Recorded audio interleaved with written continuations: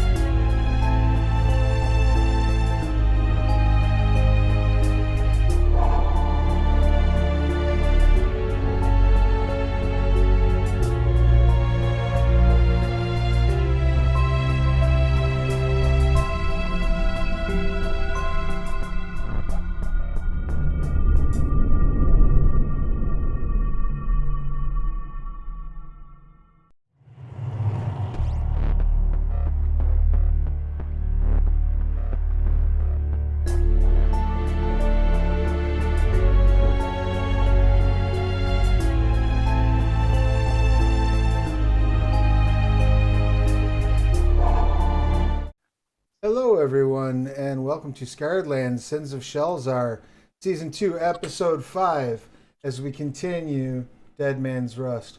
When last we met, our adventurers were making their way through the Broadreach horizon. They had stopped off in the city of Equius, the Horse Clan village, where Aland met a lovely Broadreach dwarf blacksmith and started hanging out. There was some supplies acquired and some discussion about issues involving the Howl Legionnaires in the region. And as you were getting ready to continue escorting Dredaki Bronzeleaf, the Dwarven Bard, to Freeholm to return to his ancestral home, you were approached by Ialocles, a member of the Howl Legion who had a quest for you. You agreed to take on this sort of side quest to help find some missing Legionnaires, and Dredaki seemed almost eager to take that job on surprisingly, as up to this point, he seemed very intent on getting back to Freeholm quickly, but now seems to not mind meandering halfway across the Broadreach horizon.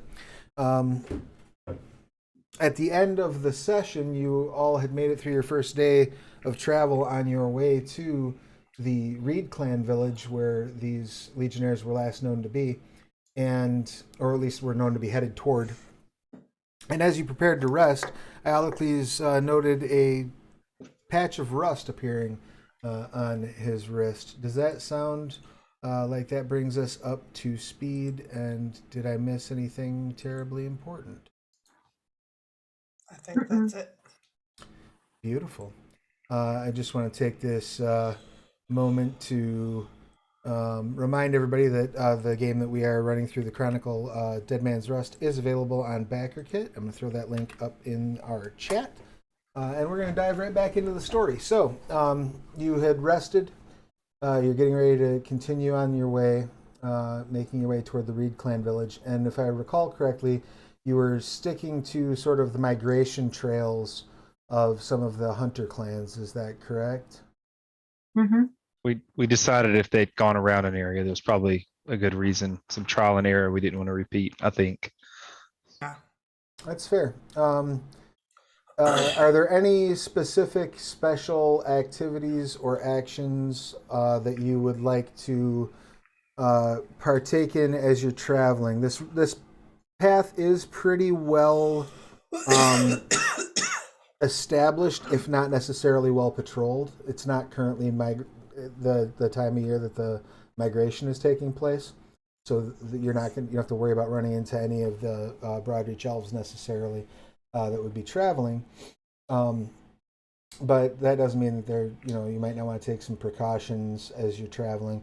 Also, you will be making your way past a pair of villages as you travel.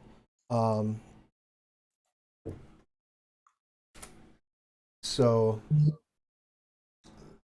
you can stop off at those villages if you so choose.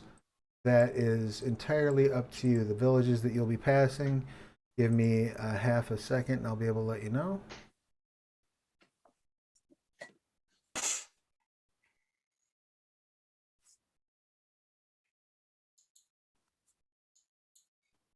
And it's just come to my attention that I have a couple people backwards in the thing, so let me fix that real quick.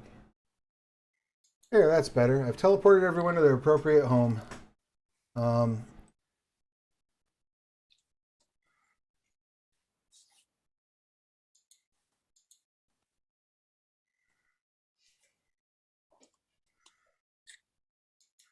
Just bringing up a little map action here that blacked out half the group. All right, so as you're traveling through, if you stick directly to the path between Equius and the Reed clan village, you will pass the Frog clan village, the Raven clan village, and the Apple clan village. Now, you're welcome to stop in at those various places or go around them. The migration paths don't necessarily go straight up to the villages, though the hunter clans do trade with the other clans. They don't necessarily always do so as a matter of course, and they do maintain like a separate, like actual migration path. So they do have to kind of go off the beaten path, as it were, to get to the villages. What would your preference be? Do you want to stop at the first village as you're approaching the Frog clan? What is it called? Frog clan? Yep, and that would be probably at about midway through your second day of travel. Would be when you'd be passing them. How far out of the way would it be? Probably about an hour to get to them, and then an hour again to get back onto the main trail.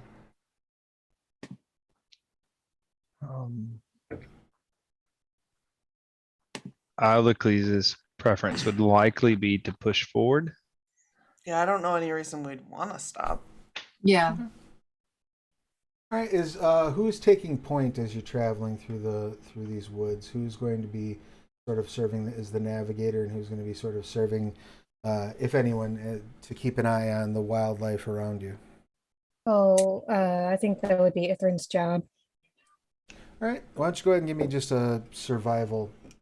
And are you traveling at a normal pace? Are you trying to like do a forced march, or are you traveling at a leisurely pace as you move through?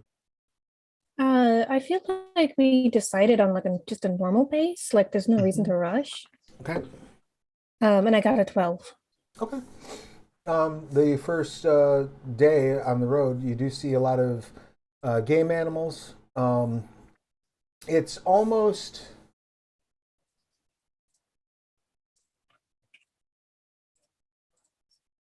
as if this area doesn't really show much sign that it ever was tainted. The beasts that you're seeing moving about are kind of what you would expect in a healthy forest. You're seeing you don't see any signs of any wildlife that are mutated or appear to have any sort of titanic corruption. Things seem to be relatively peaceful here, somewhat calm. You stop for the first night and bed down, unless there's anything anyone else wants to do on that first day of travel, or I guess second day of travel. As you bed down for the night, Alacles, you notice a sensation that's new to you, or at least new to you since becoming a Hollow Legionnaire. You start to feel an itch on the back of your neck. About midway through the night while everyone's sleeping. And as you scratch... Just reach back and it's, I don't... You feel almost something like a flaky, like a dry skin sensation. And as you pull away, there's like little flecks of rust on your fingertips. Huh. That's not good.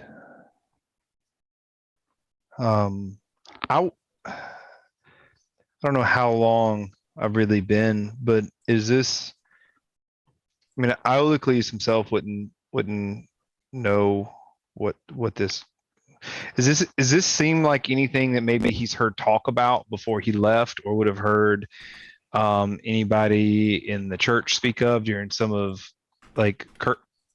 his studies with the church or the priests or anything like that a curse he's heard of or anything maybe? Go ahead and give me a history or a religion, whichever you feel is most appropriate. Let's do history. 10. Okay, you're aware that there was a Titan spawn creature used during the Divine War called a rust monster. Some of them still do wander Skarn from time to time, and they have a strike. Like their strike has sort of like a corrosive element to it that can cause metallic objects to rust. You know that in the Divine War, the initial confrontation where the Hollow Knights, who are the sort of chosen of Corian, the ones who created the Hollow Legionnaires, the first time they fought the rust monsters, they didn't know for sure whether or not they would be protected from that sting. But when they were attacked, it seemed that Corian's blessing was sufficient to keep them from being affected. You also do know that there are some of the war mages practice a spell called Corrode Metal. That again does a similar thing and does work on like constructs, but as far as you know, it's never worked on either Hollow Knights or Hollow Legionnaires.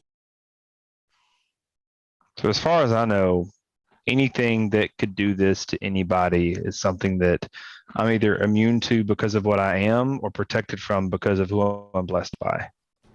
Right.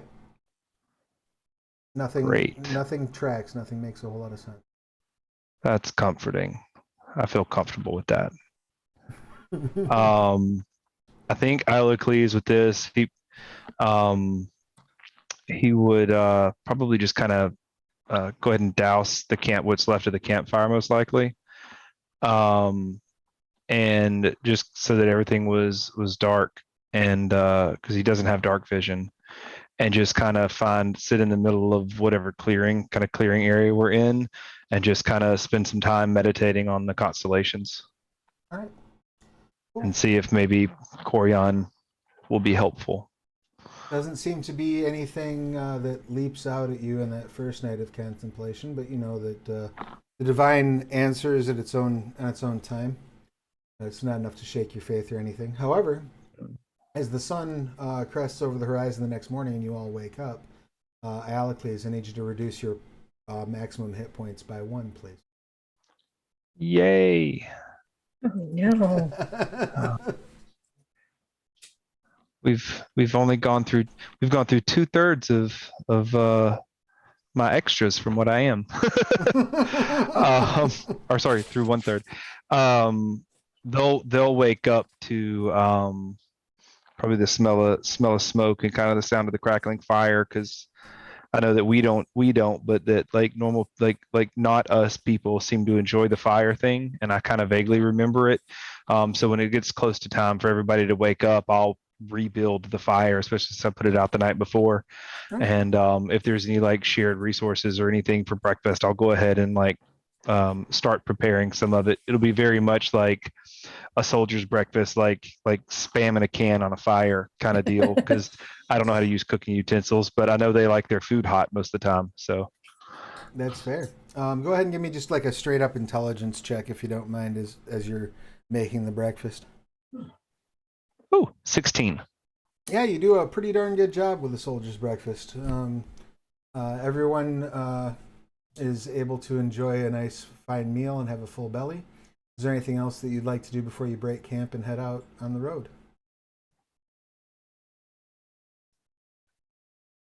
Not from my end. All right, sweet. You head out. The next couple of days of travel are more of the same. Things are relatively smooth. The one troubling incident that you experience the night before you're due to arrive at the Clanreed village, or I should say that morning, you probably see this as it's happening, Alacles, again, since you don't sleep. Haiku would be seeing it as well, but Haiku's probably not, probably just like trying his best to ignore it. You see like blood starting to pool. Not so much pool as condense on like everything. The grass, the ground, people sleeping. Well, kind of like the night dew, but red. Right. Yeah. And so It's fine. as you all wake up that last morning, you have a slight film of blood over yourselves and your belongings. Oh, that's lovely. Not me, because I was sleeping in my caravan. Probably Ithrin too was sleeping in the caravan. Of But course, my- I'm playing a character without prestidigitation. I look at Nubrek and I go, gross. Mop it up. And you look over, like you look over and say, "Gross." And then as you look back at your tent, you see your tent's just sort of covered in it. No. How does it interact with me? I mean, it sits, it sits on you, but you also notice, though, relatively, like as soon as you start moving effectively, it sort of starts to like evaporate a bit. And in fact, about 5 minutes after the sun is over the horizon, it starts evaporating off of even cloth, even things that would normally be absorbent seem to be just not holding on to this. Just like a morning dew. Just happens to be blood.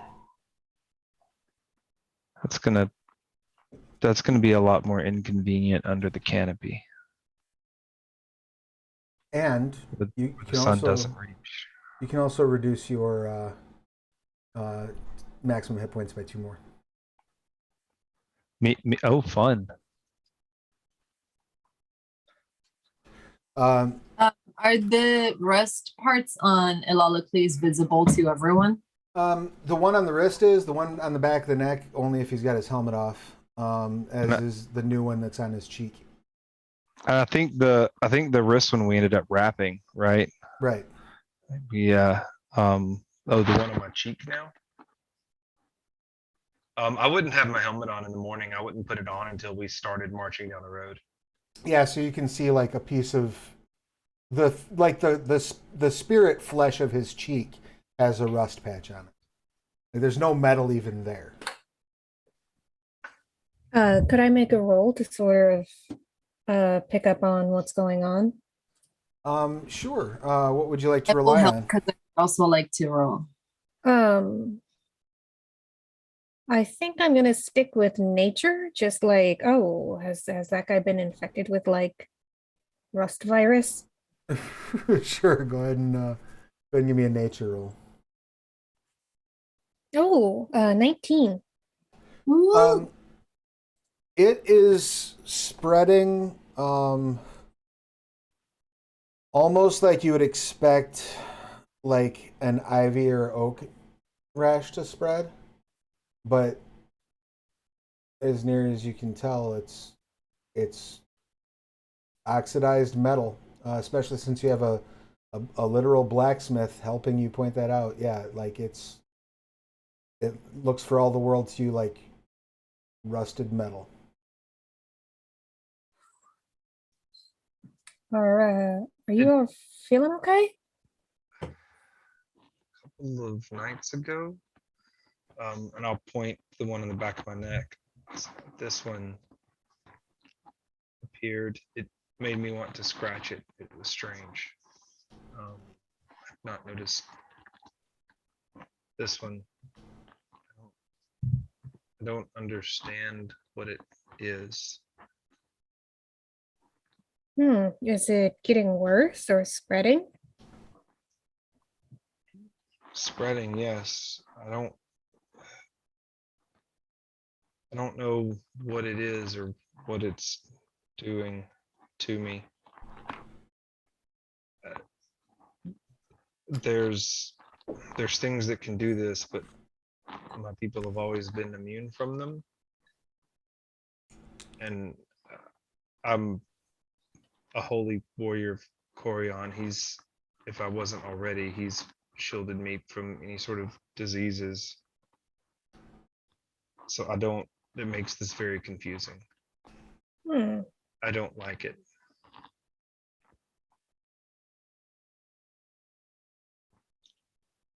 Could I try with a medicine roll to figure out how to treat him? Sure. I'll go ahead and give you advantage on that because you got so well on your nature check. Oh, neat. Oh, that's good because I rolled a 3. Beautiful. Oh, and then a 2. Awesome. Oof. Yeah, you have the foggiest Not idea. awesome. Like your first thought would be like some sort of ointment or a poultice, but he doesn't actually have skin, so that that kind of goes out. His skin is kind of ephemeral spiritual material. Your Yeah, best. so I'm probably like, I guess wear a scarf. Yeah, I look. I think once we find my lost brothers, I should go back to the Gleaming City and find someone a bit more trained specifically in us to look at this. We have strong priests and skilled healers. let me know if I can be of assistance. And For now, let's just find who we're going for before this gets worse again. And with that, you make your way onto the road. Make your way over to the Reed Clan village. You get to the outskirts of the village about an hour before sunset. And Do I have to roll for exhaustion? are you still Yeah, you're still dragging the thing through the woods. Yeah, you sure do. Yeah. Yep. Well, give me that Constitution save, please, or Strength save. I'm sorry. My con save is 22. Oh, you're good to go then. Strength save? Okay. Yeah, go ahead and give me a Strength save as well.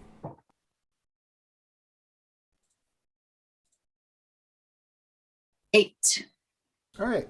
So you're not suffering from exhaustion per se, but you're definitely getting just getting tired of dragging this shit around. It's getting to be a bit much. Sure.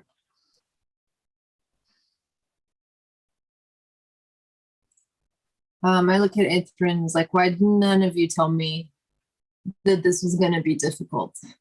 And I know they did. I know they tried. And Ethan's like, it's outdoors. City living is difficult. I mean, look at all the food that's just growing out of the ground for free. Like who says, yeah, and there's all these nice even roads to roll over.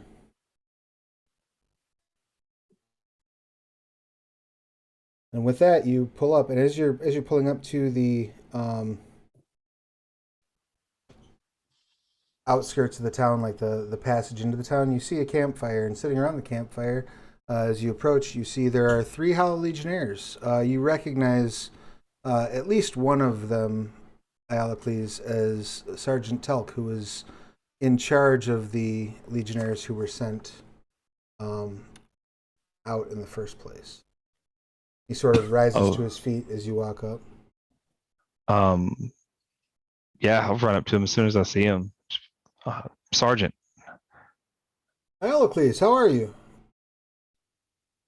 Better today. Now, I was sent to find you and yours. Oh, that makes... Wait.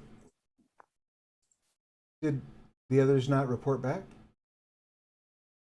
No, we've heard nothing. That's disturbing.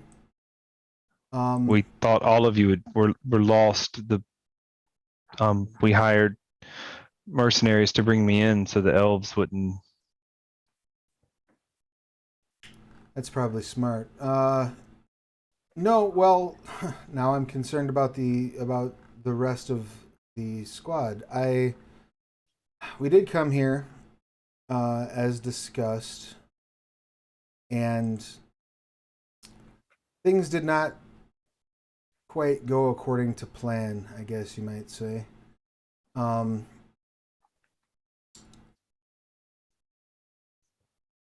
There's some opposition to our presence here,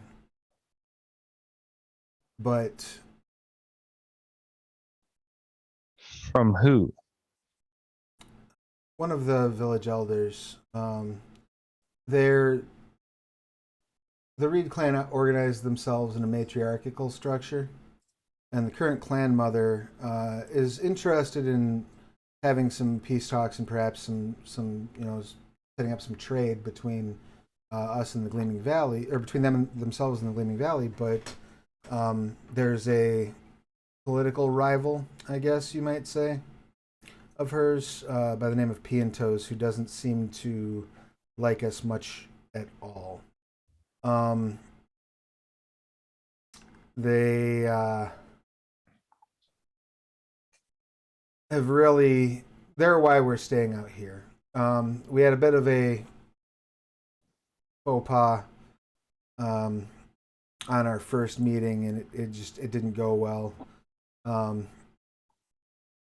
So Mother Letha suggested that maybe we should set up camp outside of town while she worked to smooth things over with Piantos. They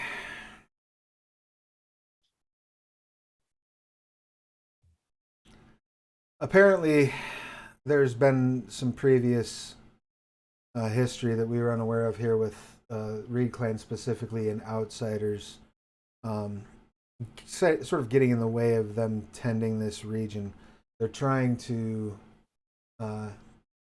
foster a bit more irrigation and sort of build a larger marsh here. If you look out to the north, you can see there's some marshland. Their village itself is actually pretty astonishing. All the huts are built on stilts to sort of allow this level of surface water everywhere. They're trying to build that up, and they're trying to rebreed some of the species that came close to extinction in the Divine War.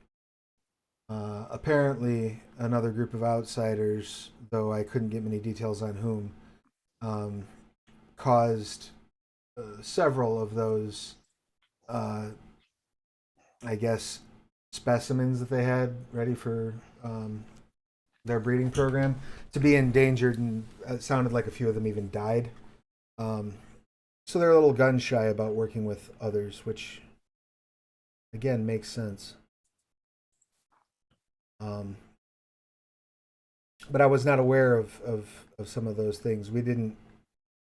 One thing I would like to speak to the higher ups about when we get back is methods of maybe gathering some more advanced intelligence before we come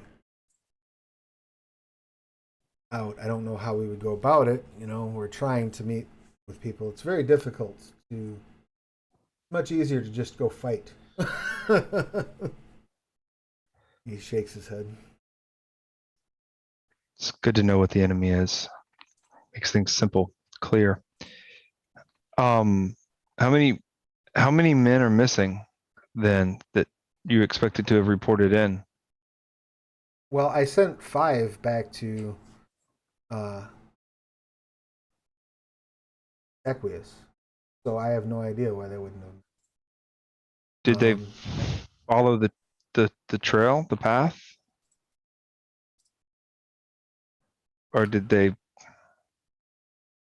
try to cut through?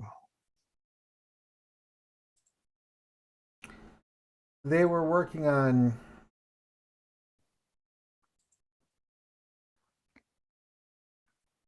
I guess something of a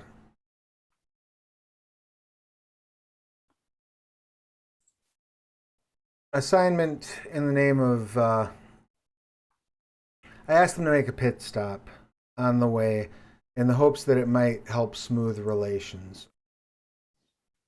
There are some communication that needs to open up between Reed Clan and the Bear Clan. And I asked our scouts to stop in the Bear Clan village and deliver a message. Again, in the hopes that that might smooth relations here with the Reed Clan. But my understanding is they were going to travel as the crow flies. And that would have put them on the way to Equius. The Bear Clan village is right between here and there. And he pulls out a map that he has and rolls it out and says, now if they did in fact go straight forward, they would have stayed north of the Crimson Temple. They may have run into some difficulties in or near the Ghost Glade, I suppose, but I would think they would have had the sense to go around it. Well, they never showed up. We took the migration trails here and never passed them. Um, Hmm. what communication were you trying to get to the Bear Clan? Was it a carrier? Was it a courier package or an actual message? Well,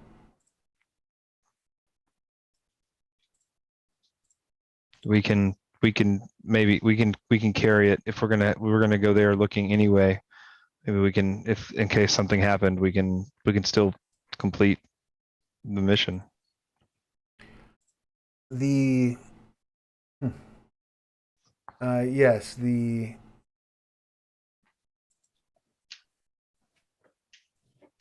Bear Clan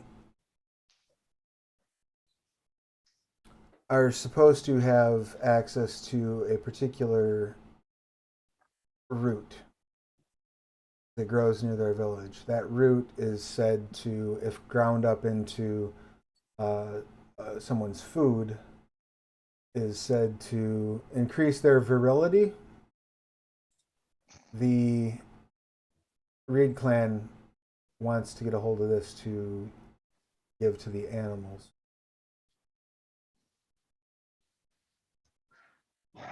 Let me speak with the ones who came with me. Certainly. Are you wounded? I don't know, and I'll kind of pull the wrapping on my wrist a little bit, and say there's a couple. It's started on my armor, but now it's my skin. I don't know what's going on. He takes your hand in his hand and like rubs his thumb over the rash and Mm. I just kind of wince and push his hand back a little bit. oh, it's painful. It is. Hmm. And he places a hand over the top of it, and you see like the glow from his hand increase as he whispers a prayer. Takes his hand away and says, "That's odd." Down, whispers another prayer. I'll just be like, yeah, I've done that. Okay. I've used a few different kinds of healing. I've cast restorations. I've cast healing. It doesn't go away. Hmm. Well, perhaps the elves here might know something. I wouldn't do me much good to ask them.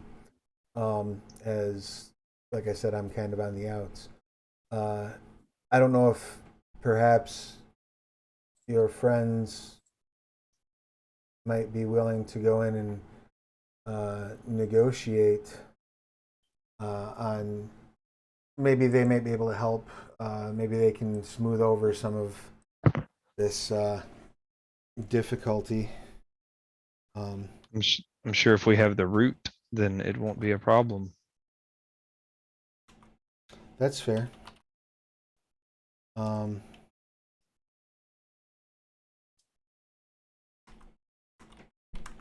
Well, if you'd like, you can certainly rest here, restock supplies.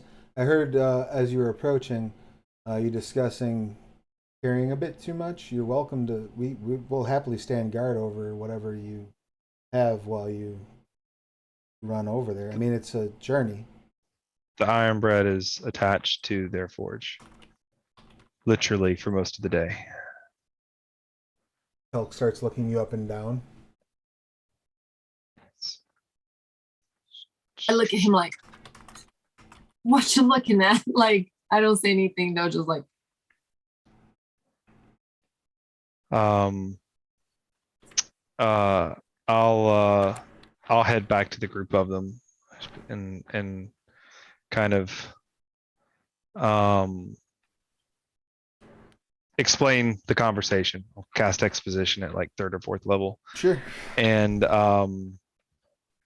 kind of and propose that we turn and that this is only 3 of the 8. The other 5 are actually missing, and explain the situation and that they need some blue root to get their animals going, little blue roots, and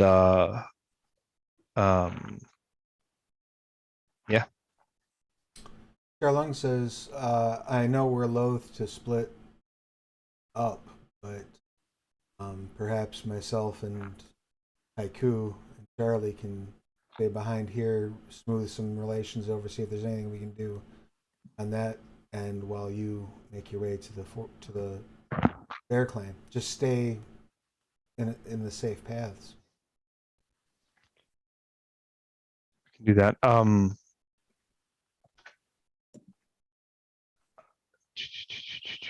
Holland. Yes.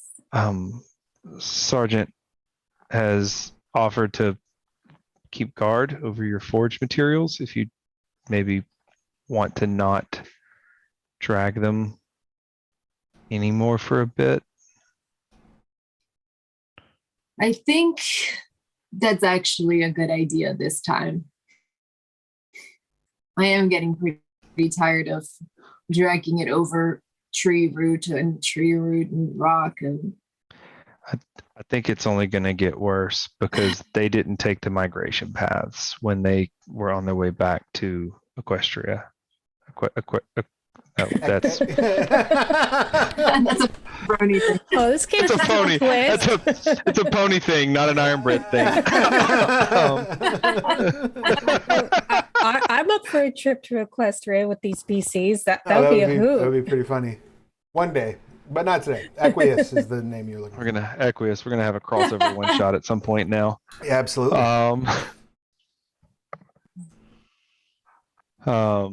Acquiesce. Yeah. They didn't take the migration paths. They cut through to be able to pass through the Bear Clan's territory. Okay, So- fine. We're essentially doing a drug run. Yes. Okay, let's go. Also still looking for 5 missing soldiers. The drug run is secondary for me, but probably not for the sergeant. Sterling says we can speak with these people and hopefully smooth some relations. Make things as easy for you as they can be when you return. I'm sure they probably need a few things that we can help with. Maybe I can give them some tattoos. Make some money. All right. I see you. You all gather your supplies and head out, or are you going to take a night's rest out there on the camp outside of town? What time of day is it? That's probably like late afternoon, early evening when you arrive. Do we want to go ahead and get some miles underfoot? Yeah. I think we can go. Just the 3 of us and no forward. We should be able to move a little bit quicker. Yeah. I feel like I'm limbering up already. Let's go. All right, you start hauling butt back out into the woods. So heading out in the, I guess first off, do you want to try to make any attempt at actually tracking, like trying to see if you can actually catch the trail of these legionnaires? It's not a skill. I mean, it's something that Iolocles would definitely suggest, if not try himself, if there was no one skilled in it, but it's definitely not something I have like a basic knowledge, but it's not that I'm not a scout, so I'm not a tracker. So if somebody else is better, then yes. Yeah, Ithrin will help us as much as she can. Okay, go ahead and give me a survival check, Ithrin, if you don't mind. Would my assistants get an advantage, even though I'm not really proficient at it? Oh, Yeah, that's fine. You'd be able to tell Ithrin like ways they move. Did you I just don't- crit? I don't think. Yes, I Ithrin got a needs my help. 20. Oh. Iolocles like I- starts to offer, and then I'm like, Iolocles like starts to offer, and then very quickly realizes that Ithrin is so far above anything he could offer help on. He's like, nope. Total of 27. Beautiful. Oh yeah. So you've been traveling, though you have a Hollow Legionnaire that you know that you've been very close with in the past. You've never traveled through like a forested area with a Hollow Legionnaire until now. And just over the last couple of days of travel, you've noticed just the little things that someone who doesn't have a traditionally living body might disregard as they're moving through a forest, right? The little branches and shit that you bump into, the little things that you just can't, that a Hollow Legionnaire will just sort of plod through unthinkingly, if they don't really take the time to try to move quietly. And you key into that pretty quickly and can pretty well, like, oh, they went this way, I'm pretty sure. Either they did or a bunch of, drunk orcs stumbled this.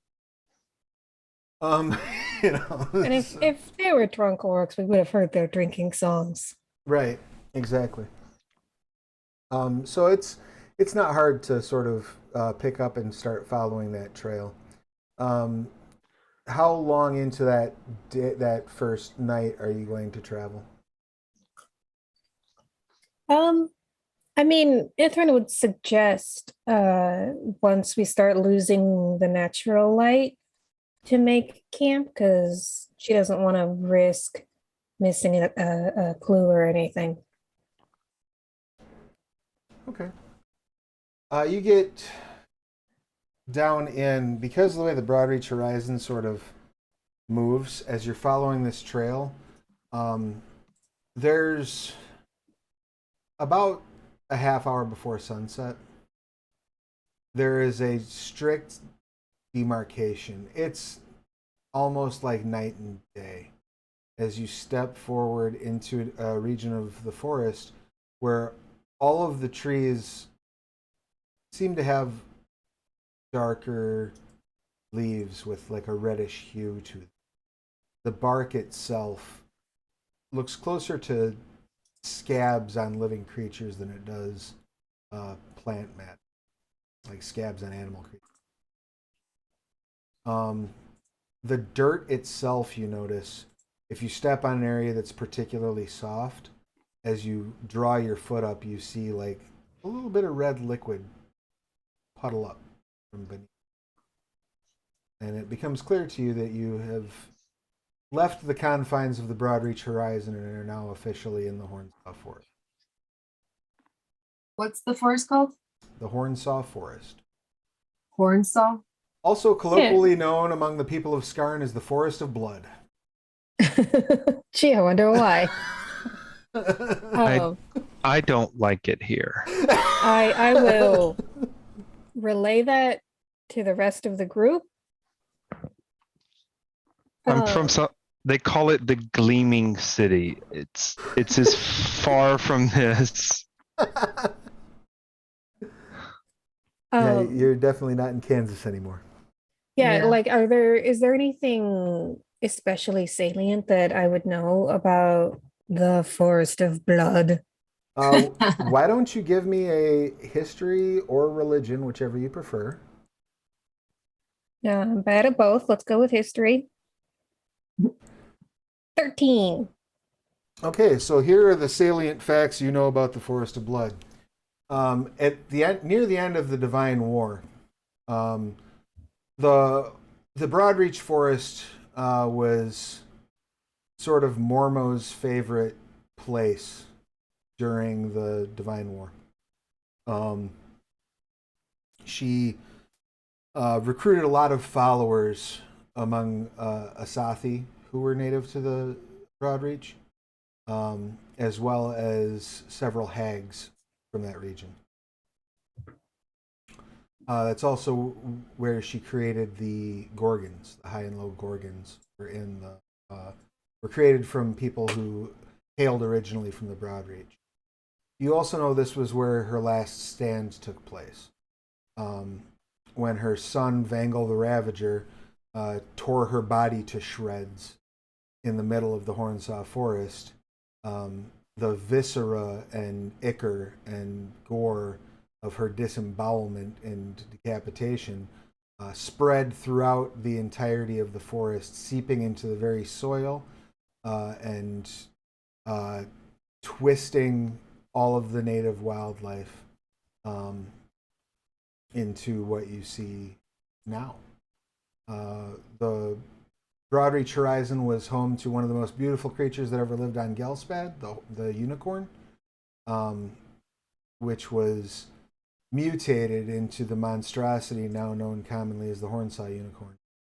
Sort of a sickly, over-muscular horse with a massive serrated horn. You know that nowhere else on Skarn has more people who worship Mormo than the Hornsaw Forest. You know that some of the protectors of the Hornsaw Forest became mad with corruption when Mormo was killed and banded together to form a group that refer to themselves as the Hornsaw Sentinels. A group of twisted rangers and druids who believe that this is the way the forest truly should be, and enforce that with homicidal fervor, assaulting anyone who attempts to purify or cleanse the forest. Okay. And you know that the Broadreach elves sort of entered into this spiritual communion with the forest shortly after Mormo's death. And after 150 years of basically as a people working one giant spiritual ritual on the other side, managed to cleanse exactly the Broadreach horizon. That's all. About a fourth, maybe a third, well, a fourth or maybe, a little under a fourth of the landmass along the top. Mhm.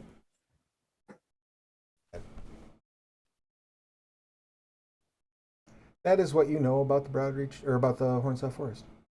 Okay, that's exciting. Yeah, I'll tell my traveling companions that history with a special emphasis on, like, oh yeah, and keep an eye out for these crazy druids. They're bad news. You got it. Once we make camp, Alacles is going to sit down and kind of place one hand on the constellation pattern on his armor, and lay his shield out in front of him, and kind of place one hand on the symbol of Corion on the front of his shield, and he'll spend about 10 minutes basically in almost kind of a hymn-like prayer to Corion. And over the course of it, some of the glow and essence from him will kind of coalesce around him and in front of him, and then eventually take shape. And after 10 minutes, there will be a warhorse standing there that looks much like Iolocles, with that kind of blue glowing shimmer, but with tack and bridle and all the things ready, and cast Find Steed. Excellent. The horse does arrive, and that remains for how long? Ever. Beautiful. As the horse arrives, it makes itself known and then stands next to you, sort of awaiting a command. Just give it some scritches. Excellent. What would the rest of you like to do? And so you're saying it's about a half hour before sunset? Yes. I suggest retreating out of the forest of blood and making camp in the woods we've already been through. Okay. Is that all right with everyone? Yeah. More than. The sooner I can get out of this pool of blood, the better. Not that I mind blood, it's just I don't know where it's coming from this time. That's fair. You make your way back to the edge, but as you're setting up the camp and Alacles is petting his new steed, you do realize, Ithrin, as you're thinking about it, there's no way you're going to get through the Hornsaw in a day, even through just the section you need to cut through. You're going to wind up spending probably 2 to 3 nights in there. Oh, yeah, but I mean, we might as well cut that number down by at least one. That's fair. On board Um, with that. Beautiful. You can go ahead and reduce your hit point maximum by one more if you don't mind there, Alipy. Oh, this is As getting the next this is getting sunrise passes. getting to be something. And you see that spot on your cheek now is almost like you can, like, there's a divot. Like you can reach your finger about to the, about halfway to the knuckle into your face. Oof, that doesn't look good. No. Is there like some sort of, this is the DM question, rust-oleum for like weapons or something, that I can just be like, hey, you might want to try this. I don't know if it's gonna do anything. Yeah, I would say you have tools for, what's the word that I'm looking for when you clean off like silver and things like that. You probably have the chemicals that you would use for that, I would assume, for washing blades and things along those lines. So you can certainly apply it if you want to try. I mean, couldn't hurt more than it's already, right? What do you think? That feels like what could be a painful assumption. I don't know. We don't have to do it. I'm just offering. Because that looks bad. Have DM question, because I've done cure wounds, lesser restorations, lay on hands. Has any of and I've done them on different days and stuff, have any of those resulted in slowing it so that I'm not worse the next day than I was the day before? So far, that seems to not have had any appreciable effect whatsoever. You've only cast lesser restoration on this. Is that correct? Correct. Yeah, we're not. I don't. Corion's not down with me enough for me to have anything bigger yet. Yeah. Let me just double check so I'm not talking out of my tailpipe here. I mean, I could always try and see if I could use my amulet to give you some cryotherapy. You could try that too. Just freeze your face.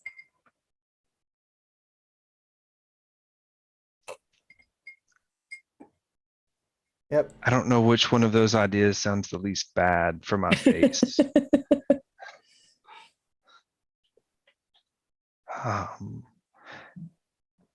Let's just try to be quick about this so I can get back home.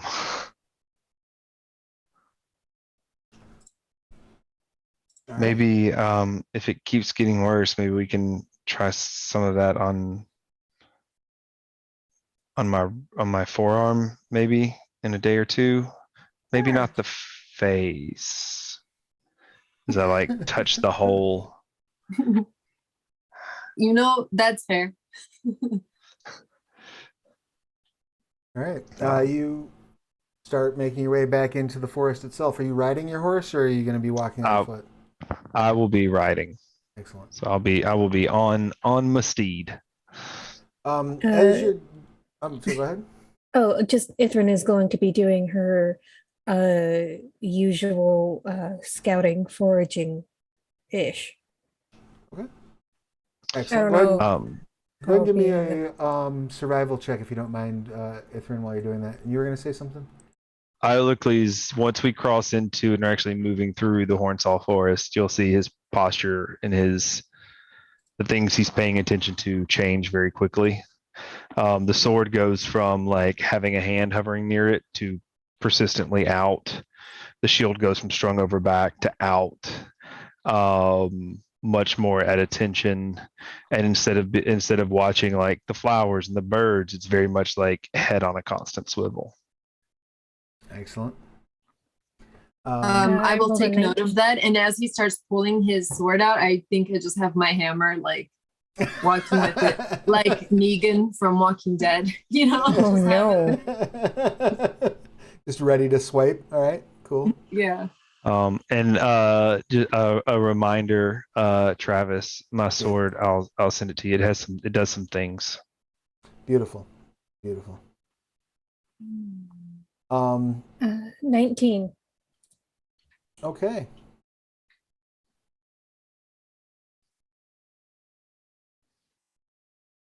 I shot it to you in the chat. Excellent. I feel like that might be important in the near future. That is going to be handy.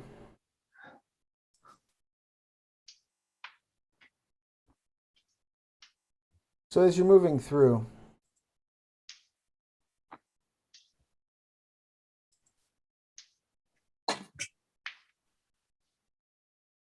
you get about an hour into the woods themselves when you all start to get that feeling you're being watched. And Ithrin, you smell like sweat and just like musk mixed with like fresh kill and not so fresh. Something nearby is extremely physically exerted or has recently extremely exerted itself physically and is just, from the smell of it, probably dripping with an exceptional amount of gore given that you are in the literal forest of blood. So Ithrin, just her normal assumption is that this was someone hunting, like wolves chasing down a deer or something. Either way, hey everybody, stay alert because there's probably a predator in the forest. And it smells like it won, but could still be hungry. Could have a family to feed. He's kind of tighten the grip on his reins a little bit. About that time, you all hear a whip sound of an arrow being loosed. None of you are caught unawares, but the arrow sticks into a tree probably 5 feet from Ithrin. All right, I'm immediately gonna look for in the direction where the arrow came from. Yeah, immediately turning the horse in that direction. You see 4 elves step out of the woods. These elves are tall, wiry, with twisted grins marring their faces. They're wearing dark green and brown clothing. Most of it appears to be either leather or like stitched from the leaves themselves of the trees. A couple of bracers made of bark. The tallest of them steps forward and says, "Welcome to the Hornsoft Forest. That was a warning shot, but we're more than happy to fire a few more. What brings you to our home?" We are just passing through. We have passing. no intention of disrespecting you or your land. It just so happens that the place we need to get to is in that direction. As you're speaking, you see 4 more creatures emerge from the woods, each of them taking a place at the side of one of the elves. These are hornsaw unicorns, though they don't appear to be of the size that you've heard. They look almost like maybe ponies or juvenile. I knew it. What? Friendship is stabby.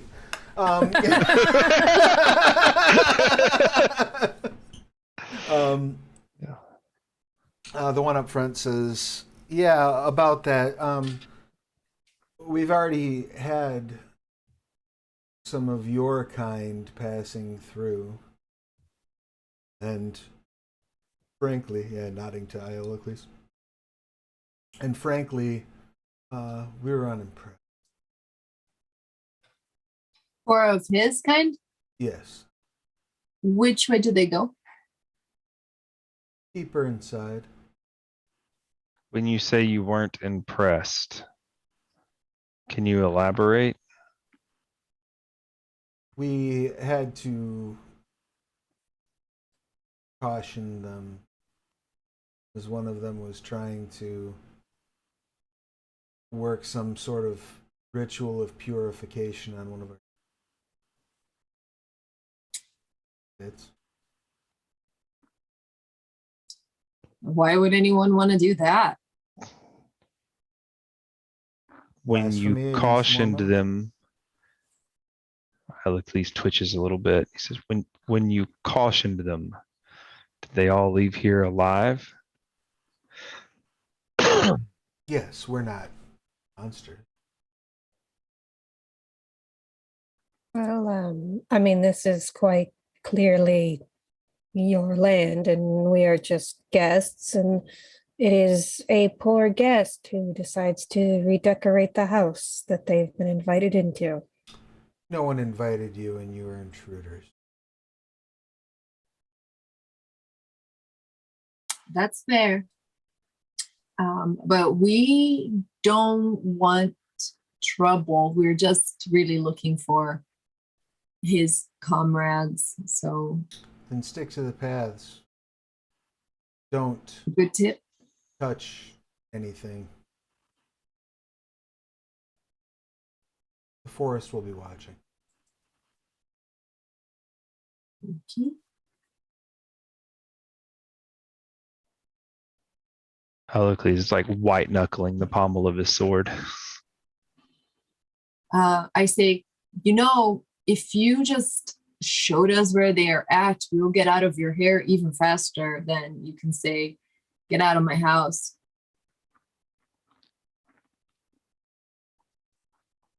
I assume you know where they are.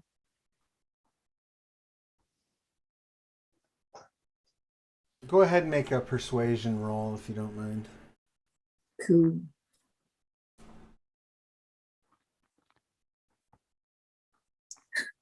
Really? Persuasion?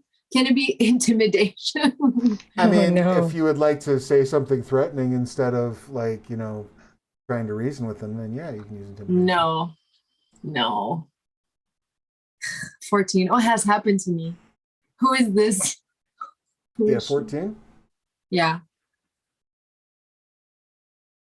They say, I suppose you're right, but we have pressing matters that aren't helping find lost wanderers that shouldn't have been here in the first place. Can I try to pivot off of what Oland had said? Just say, I have a map. If you could just a bit of more clarity. We're here to get them and take them out as well. It's that many fewer people. And just kind of try to press the issue one more time. I'll let you make a persuasion check. Go ahead. Yeah. 17? He sighs and walks over. As he walks over, you see the juvenile hornsaw that's next to him, like almost. If you weren't staring right at him, you would think that they moved like in sync. You just are looking at them long enough to know that there's like a split second of delay. But the unicorn walks along next to him, sort of eyeing your horse as he's walking. Probably reminds me of how me and my horse work. Right. And you feel something from your steed that shouldn't be happening necessarily, though it's not immediate like emergency alarming, but it is disconcerting, which is you feel it tense up, like it's Yeah. scared of this unicorn. I'll just kind of tighten the reins and squeeze a little bit, little thigh squeeze on his shoulders, steady him up. He steps forward and holds his hands out to signal you to unroll your map. I'm gonna I'm still holding my sword. I'm just gonna reach down and grab the scroll case that has the map in it, and reach down and hand it to Ithrin. To unroll so that I can keep my sword in my hand. And now that they're closer and not like the ones that are in back are still standing almost in such a fashion that like you can tell that they're armed for sure, and you can see that they're holding standard recurve bows. Mm-hmm. And you can see that there's something on their hips, but the cloaks are pretty much obscuring it. The one that's walked up to you, you can tell now that the two weapons that are on their sides and scabbards appear to be, they're not in like a full scabbard, they're in like a loop effectively. And these appear to be scimitars that have blades that are made from the horns of these hornsaw unicorns. Ooh. I try not to show how excited I am that that's a new weapon. He points at the map, like almost puts his finger through it and says, "This is where we are." He's like keeping eye contact with it for the whole time. This is where they're going. I'll tell you as I told them, if you want to live, you will go around the Crimson Temple. Around the what? The Crimson Temple, it's right here. All right. Stay to the trails. Don't harm any of the creatures of the forest. And certainly don't try to corrupt them with your divine magics. Turns and whistles as he's turning, and his whole group sort of falls back into the woods.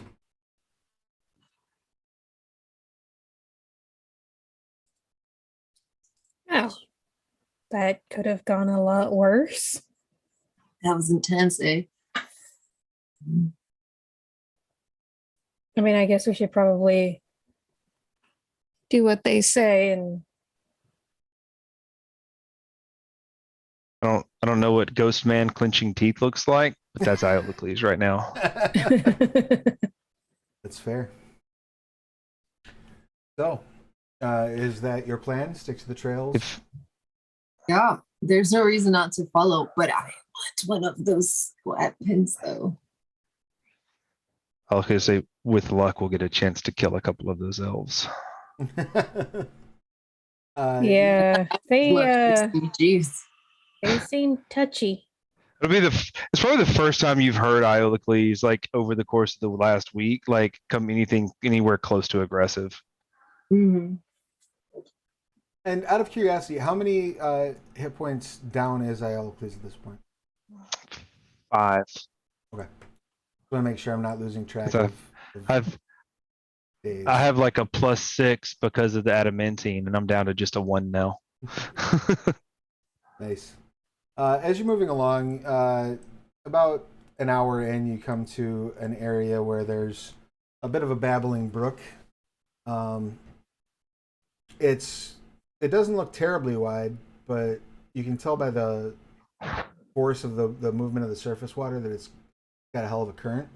What would you like to do to try to get across this? How wide is it? Each square on the map is 5 feet.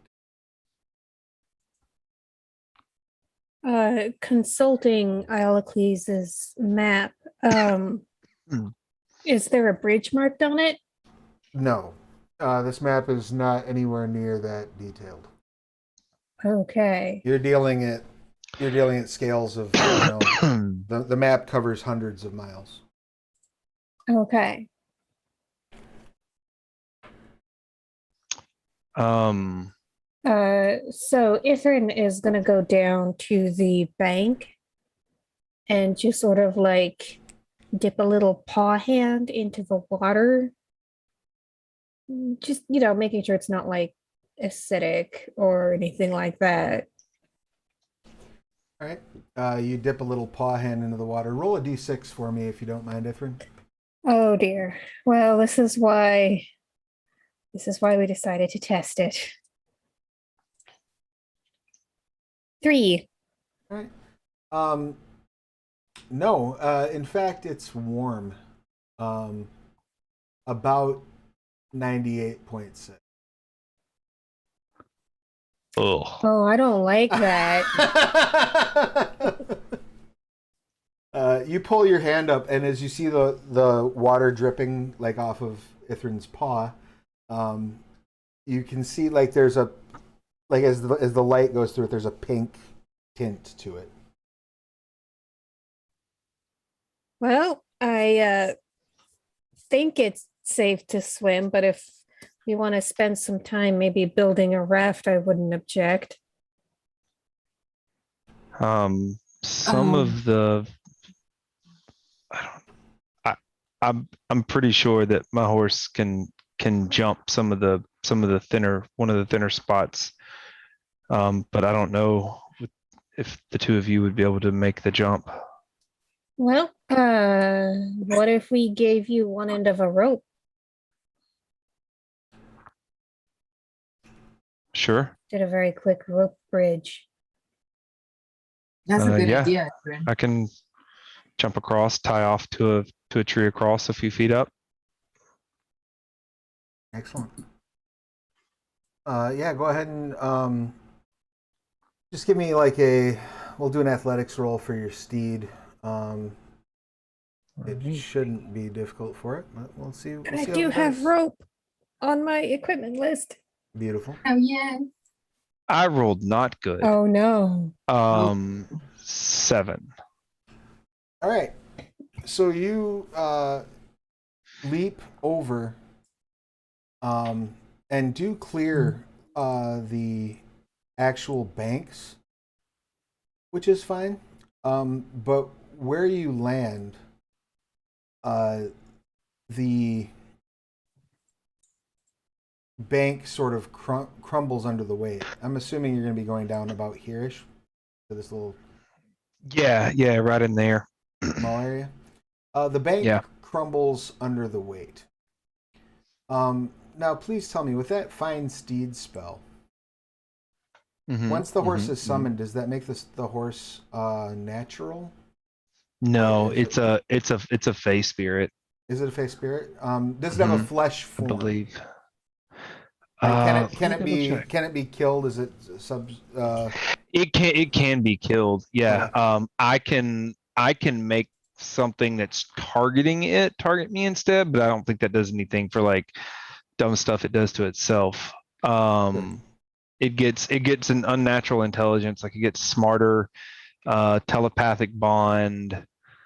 But yes, it has the stats of a warhorse, but Okay. it's a spirit. Beautiful. So you notice upon landing, it has a bit of a clumsy land. Like some of that earth sort of falls down into the water, and the horse kind of starts to right itself, and you're like, whoa, and riding it. I'd like you to make a perception check at disadvantage. And I would like Alan and Ithrin to make a perception check at advantage, please. Oh, 18 at disadvantage. Excellent. 12.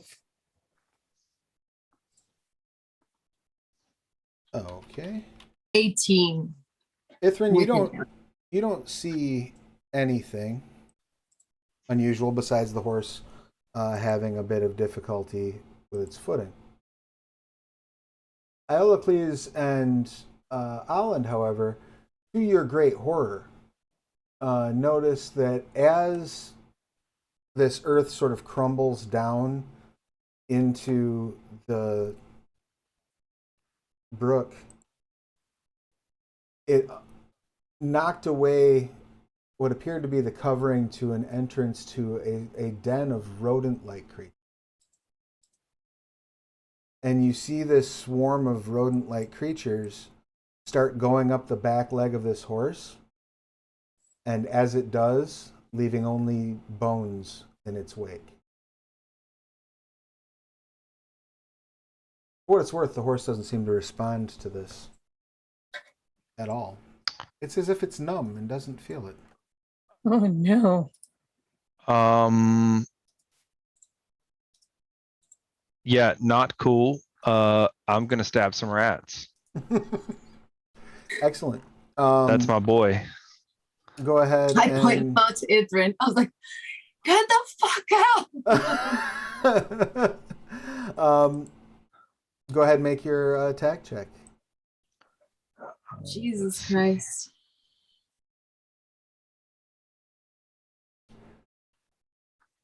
Let's see, a 19 and a 24 for my 2 attacks. Excellent. Both will hit. Feel free to apply your damage normally.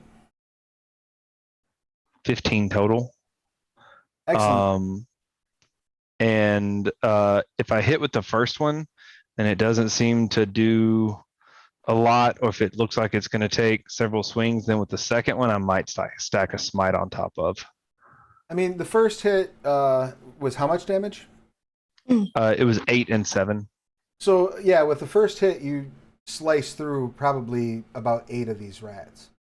But there's like 30 probably, and they're just moving up. And you have the vantage point that you can see they're literally just eating the flesh off this thing as they're moving upward. But shockingly enough, the horse isn't even flinching. Like, it doesn't feel that it's being bitten. So if you want to blow a smite on that second hit, you're welcome. Yeah, I will. Absolutely. And that will be an additional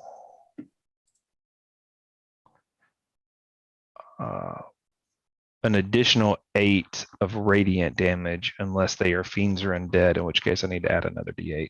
No, they are not. As you bring that down and call upon your divine bond with Corion, you smack the swarm of rats with that second hit, and sure enough, there's a bright flash of light, and the rest of the flesh strippers fall dead to the ground. You're called flash strippers. Yep, flesh strippers. I'm gonna pull my horse up and out, who I affectionately call Stool. Excellent. And on his hindquarters where they had done the damage, I'll just put one hand on and use lay on hands and push some healing back into him. Excellent. How much are you spending in the land hands? I'll start with 5 and go from there. Right, you see the flesh start to like knit itself back into place as muscle and sinew sort of grow back. He has 19 hit points. I don't know how much damage he took. Probably took about 7. Okay. I'll go ahead and take him all the way up to full. Everything grows back as if nothing had happened. The horse doesn't seem to even notice. And then kind of once that's done, I'm gonna look to the other side and be like, I don't like it here.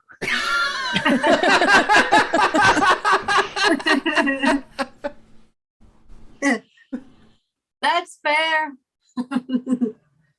And I'll lead Stool around, and then right there, kind of where that cluster of trees is, I'll get back up on Stool, and sit on him like you're supposed to, and that also lets me reach higher, and about 6 feet up off the ground, I'll tie the rope off around one of those trees. Okay. So that we've got about to the top there, like up north. Tie it up so that way, somewhere where anywhere where I can get a good tree that's 5 to 6 feet up, so that they can tie off on their side and do the shimmy over the water thing. All right. You tie the rope off, no problem. I'd like both of you to make an athletics check, please, to shimmy along this rope, if you don't mind. Oh, Fuck. Can I give them, 17. does any of my help, or does the rope itself, or me holding the rope, or anything like that maybe grant advantage? No, but it allows them to do Okay. to try it, so you have that going for you. What did you get on yours, Alan? 13. All right, and Ithrin? 17. All right, yeah, Ithrin, you like tightrope across it. Like you're a Slytherin, this might as well be a Ship. street for you. You just zip up it. Alan, you get across it. It's not graceful. Like you wind up dunking your legs like to the knee in the river about halfway Use across. your tail for balance. I don't have a prehensile tail. You should get one. Noted. As Alan gets on, it's as if the rope doesn't even respond barely to Ithrin. She's tiny and very graceful. But when Alan pulls on that rope, you notice the tree next to you where the rope is tied, like one of the knots, like slowly opens and you see like a serpentine eye underneath it. And it just looks at shit. you. The tree looks at me. Yeah.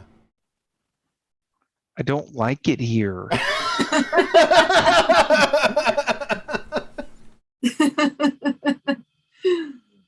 You'll Oh arrive on god, the other we're side. breaking our promises to the elves.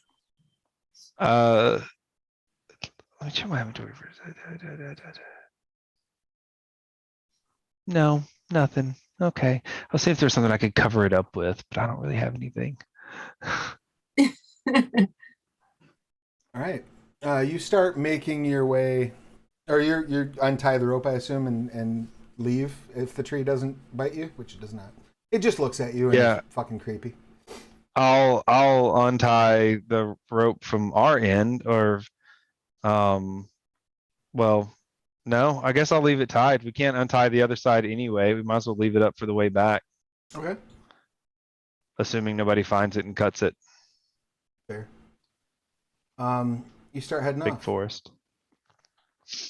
Are you going to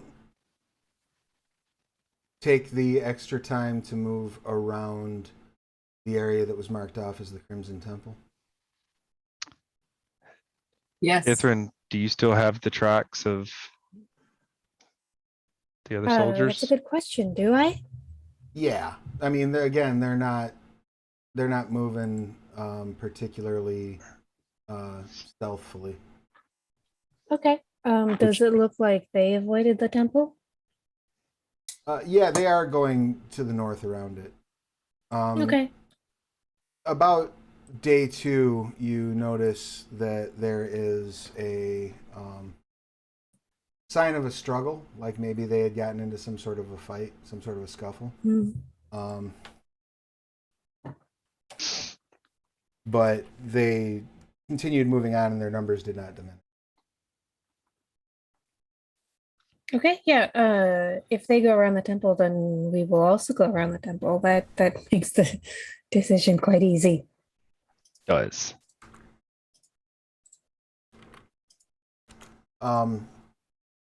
As you are traveling along, you get to your first night's rest.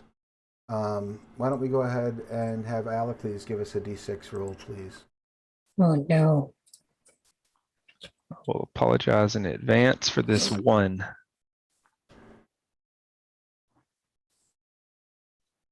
Yeah? One. Yeah. Awesome. As you are sort of hunkering down for the night,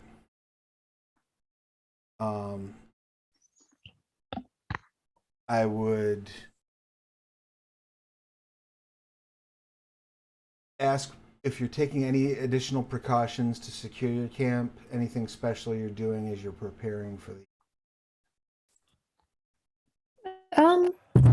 Nothing, I mean, I guess mostly just like the normal stuff, like set up a perimeter, check Mhm. for snakes, try to Yeah. find a spot that's, slightly less bloody than the surrounding area. We're probably not lighting campfires at night at this point. Probably not the worst idea I've ever heard. Um, cold iron rations at this point. Alan, why don't you go ahead and give me a D8 roll? Me Yeah, you. couldn't be. Then who? Um, 1. Welcome to the Excellent. club. And lastly, Is that bad? Not necessarily, right? not necessarily, no. Thank gods. Ithrin, why don't you roll a D20 for me? Oh dear. Oh dear is correct. Join the one club. 8. Okay. As you are settling down for camp, you hear a rustling out in the trees. You all sort of make your way to your weapons, prepare yourselves for a potential fight. As a deer comes emerging from the tree line, moving at a pretty good clip. It has heavy scar tissue on its left side, where it looks like perhaps something along the lines of maybe even flesh strippers, ripped, like dissolved off a chunk of its side, but it does not appear to be undead. However, you hear heavy footfalls behind it as whatever it's running from starts to make its way toward you. Shit. What would you like to do? Here we go. Which direction is it coming from? The south. I will jump on stool and kind of turn in position and face the south and get my sword at the ready. Excellent. Ithrin, any preparatory actions? Looking through. Yeah, she will cast Shalala on her staff. Excellent.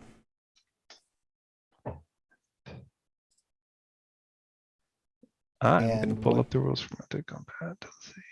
And what about Alan? Any? I will pull out my blade bow. Beautiful. And then let's have Alan and Ithrin, since Alacles is kind of further back than everyone. Let's have each of you roll a d10 and let me know who gets a higher result. Okay.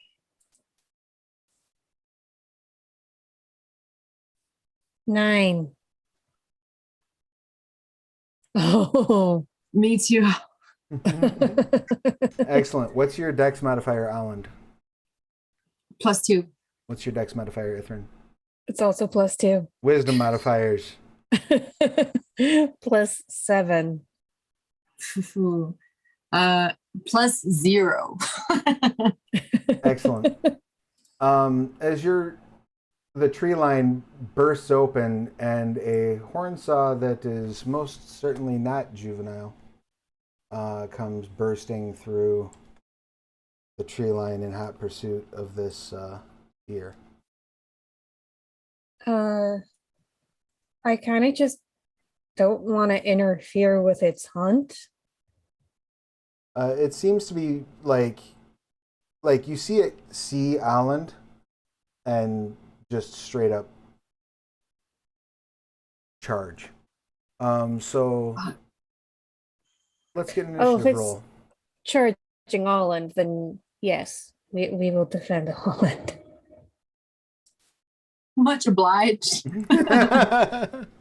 Oh wow, I got I rolled 20 for that initiative.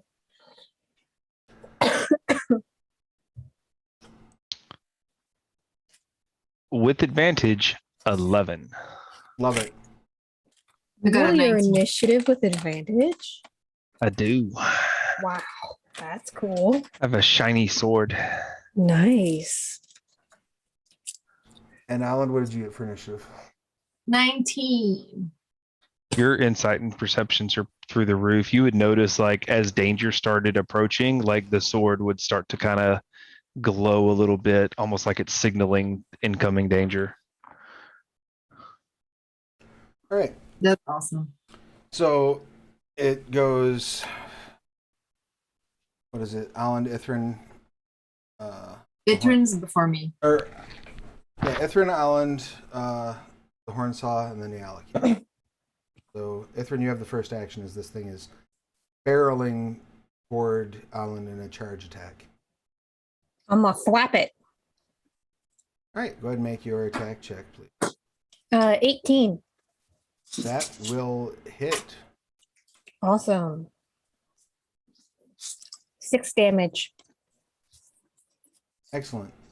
You have made this horn saw not happy. In fact, the opposite thing. It is angry. But it doesn't stop its charge. What would you like to do, Alan? I will aim my bow at its face, at its eye, and try to hit it in the face. All right, go ahead and make your attack check. I haven't done this in forever. We haven't actually had a fight. I'm gonna just use the crossbow attack Okay. check because I don't have that blade bow as a weapon yet. Oh, did you not? So- did we not add the? It's the same attack modifier. Oh, okay. But I don't have a like specific. I hit it. Did it go? No. You're rolling over beyond, right? Yeah. I don't think it went. Okay, now it went. 20 non-natural. That will also hit. Go ahead and roll your damage. Should be a D8 on that long. Roll my damage in what? It should be a D8 on that longbow. Plus, It's a D10. is it D10? Okay. Mm-hmm. 4. And it's a +1 because it's the razor bow. So 5. Excellent. You shoot forward and like it parries the arrow with its horn, and it like the arrow like cuts across its cheek as it goes past. Fuck. I'm going to. So You have extra attack, right? yeah, extra attack. I mean, you can either swing with the bow because it's now getting very, very close to you. Okay, I'll swing with the bow. So I would just do that with, I don't know, say the flail, I guess. Yeah, it'd be the same.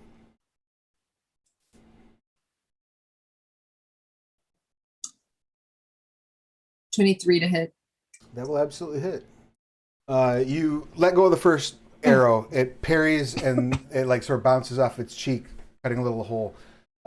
You flip the bow around and start like coming across towards its face and hit it right in the other cheek.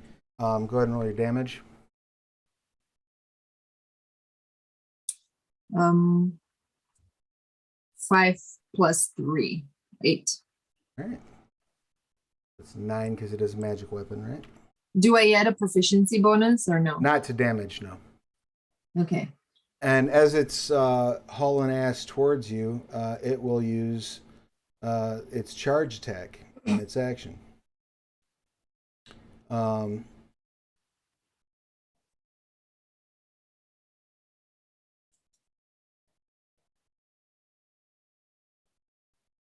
And it releases a multi-attack flurry. Fuck. I'll be there in a minute. Jesus. So with the horn, that's a 10.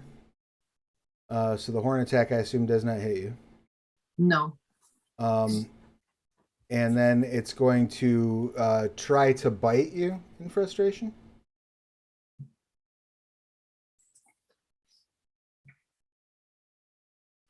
Does a Okay. 15 hit?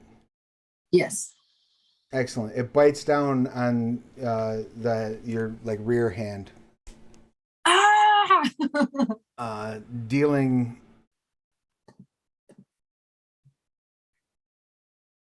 Oop, that's not right.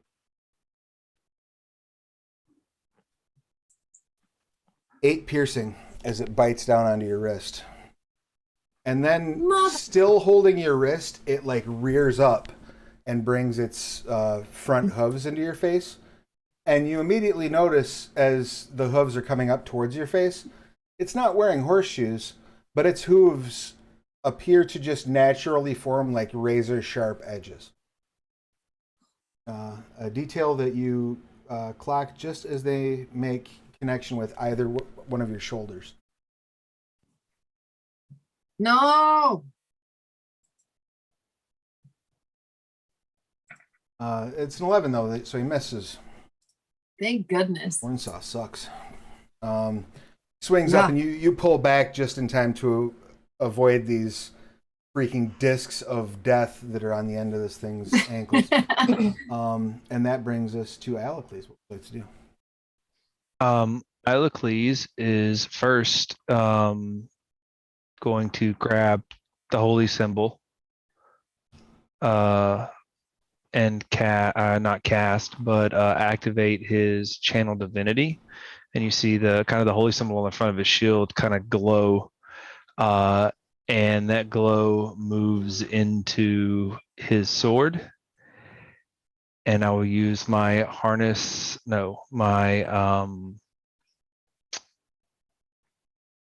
it's the one that boosts my attack. Found it. Sacred weapon.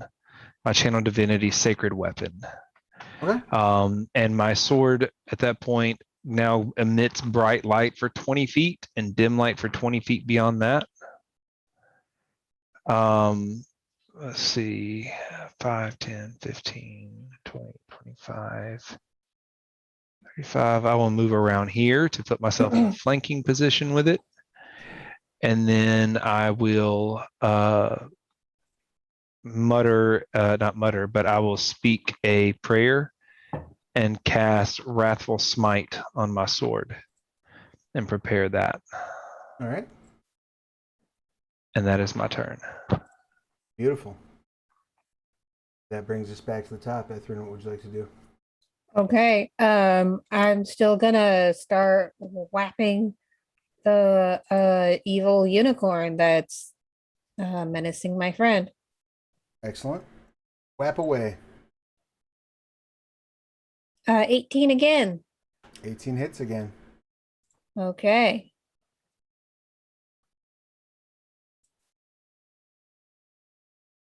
Uh, 8 damage. Excellent. You've hit like people in plate armor before. Mm-hmm. That's about what hitting this Hornsaw's like. Oh. As you hit it, it's rock ass solid. And Okay. you can see, if you zoom in on the token, you can probably see quite well. This thing's got like muscles on muscles underneath its hair.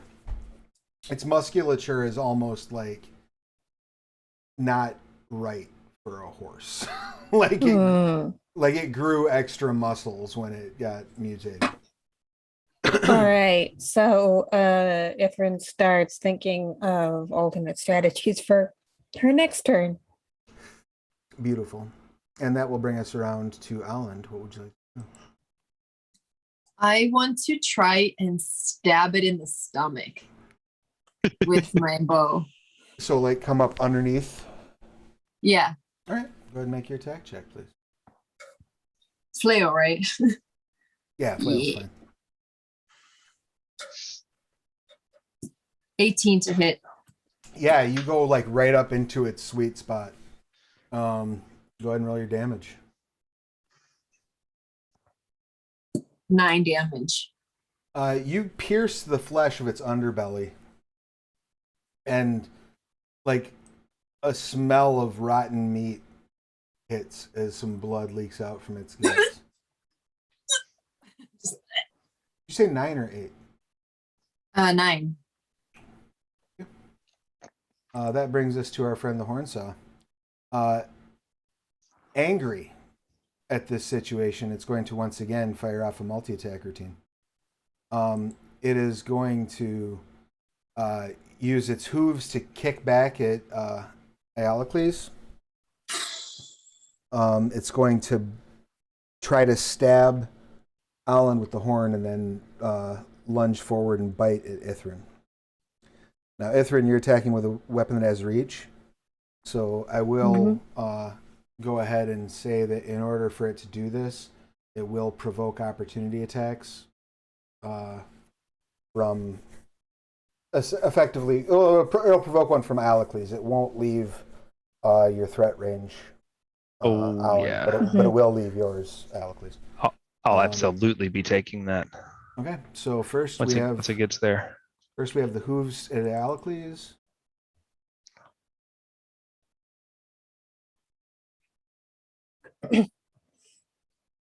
Does a 16 hit? It does not. Excellent. Ooh. You get your shield up in time, and like you see when those hooves hit, it sparks.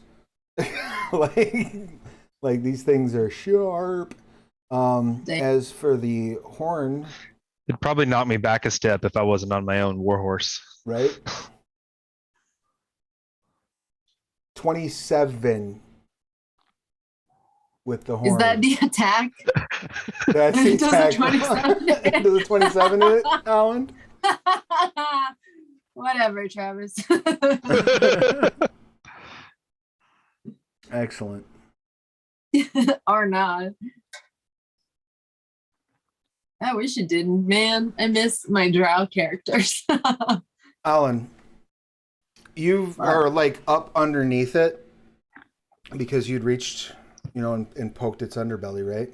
Yeah. This thing rushes, like it comes up off of the edge of your razor bow and like kicks back into Iolocles' shield, uses the force off of that to push itself forward, and you feel like a cold shock as you look down, and it's to its eyes in your shoulder as you take 16 points of piercing damage. I'm gonna parry and take 2 less than that.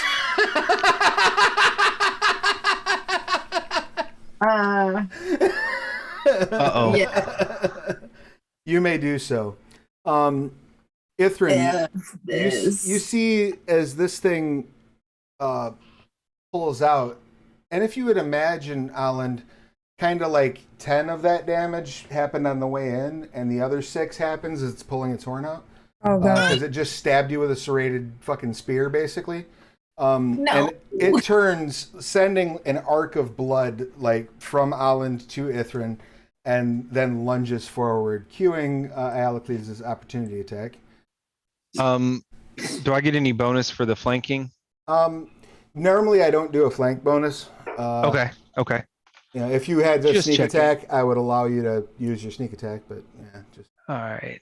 So just the weapon attack then. That's a natural 1. Oh Nice. no. I'm still All right. recovering from that kick in the shield or something. you come down to swing with your sword, and you feel like an intense pain shoot through your sore, and the sword comes out of your hand Fun. as the Hornsaw lunges forward to take a bite out of Ithrin.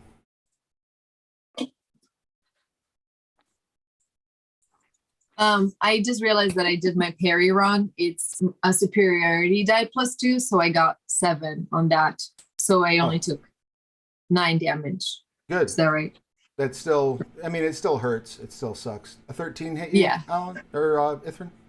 No. Excellent. Goodness. You like bring up your staff just in time, and it like clamps down on the staff and spits it out. And that brings us to Iolocles. What would you like to do? I'm gonna use half my movement to jump off my horse, All right. pick up my sword, and then I'm gonna step up and I'm gonna try to stab the shit out of it. All right. Then give me that tech check, please. So that's gonna be a 25 to hit for the first one. That'll do it. And the second one will be a 21 to hit. Both Damn. hit. Are we dropping any smites or anything along those lines? Oh, absolutely.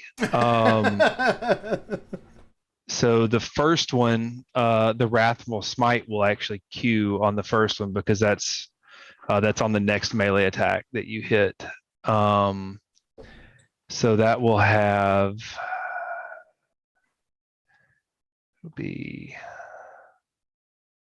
that's max damage. So it'll be 14 points of damage just from the sword. Okay. And then it will be an additional 5 points of psychic damage from the Wrathful Smite. And it has to make a wisdom saving throw, DC 14, Okay. or it becomes afraid of me, Excellent. if it can be afraid. It can be frightened. However, it does also have magic resistance. Okay. So that does apply to any saving throws against any sort of magical effect. Yep. So, what are we on here? We've got, you said wisdom Yeah. save? Be a wisdom saving throw. All right.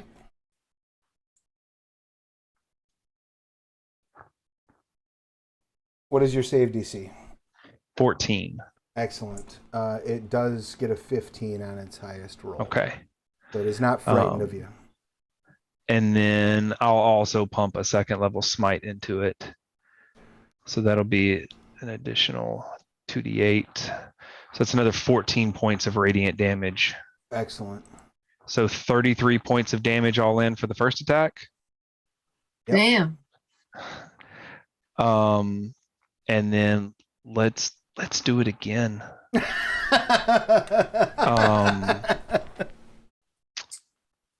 I don't remember. I don't think can I do my bonus action in between my two attacks? Yes, as long as it Okay. wouldn't cause you to interrupt those attacks. I'm gonna cast divine favor on myself, Okay. which will cause my sword to light up even more. And then for the second attack, I'll also pump in a second level smite.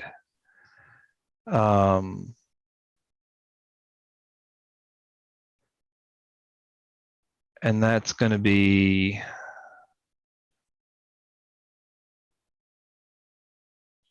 I forgot the one for the sword.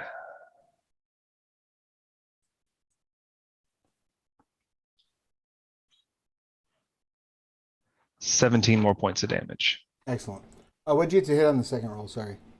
It was like they were both in the 20s. Oh, that's right. That's right. Yeah, you rolled them both, and then we did damage. So 17 was the total?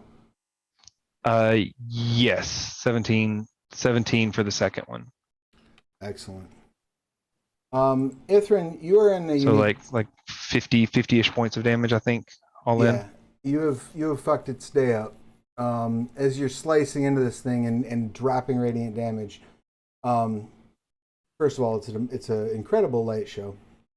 But you see as you're like opening it up, and you can see the blood kind of seeping from the wounds, and you're hitting it so hard you're like exposing muscle when you hit, and you can see these just bands of like raw flesh that are high tense held together. This thing just looks like muscle in a vaguely equine form. And Ithrin, you have the unique perspective. As that second hit hits, like you're making eye contact with this thing, and you see its eyes just go immediately bloodshot, and foam start to like pour out around the sides of its mouth. Due to its low hit points, you have now activated its Wounded Fury feature. Oh dear. Bring it. When the Maybe, horn maybe saw it'll has- pay attention to somebody other than Olin for a round or so. That it will. When the horn has 35 hit points or fewer, it has advantage on all attack rolls and deals an extra 2d6 damage to any target it hits with a melee attack. No, not fair. How is this a creature? What the fuck? That brings us to the top of the order, which I believe was Alan, right? No, it's Ithrin. It's Ithrin. Okay, what you got? Oh goodness. Oh goodness. Kill it. Yeah, so everything that I have, like from the amulet, I think is just overkill. The look Do on you- Melena's I mean- face is great. She looks so desperate right now. I mean I could just cone a cold it. It's probably a bad idea with Iolocles standing right behind it. Yeah, probably. But There are I other will- spells on that thing, by the way. It's not just like, oh, Yeah, this like is pretty ice and cone of storm. cold. There's also, I mean, I could ice storm. I could sleet storm.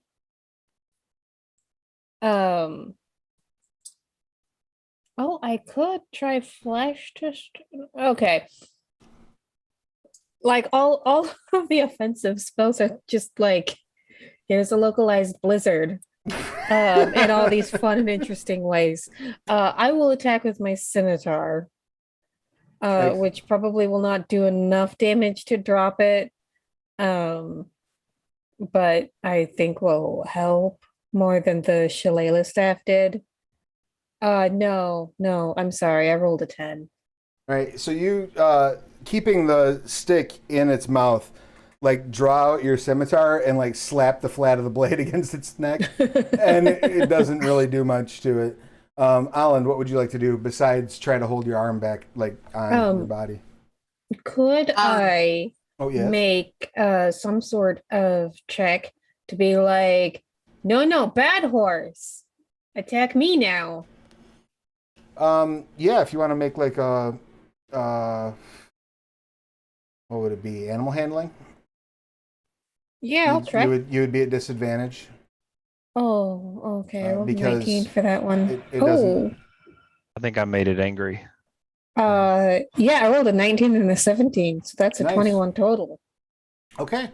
You have its undivided attention. Alan, it's your turn. What would you like to do? Oh god.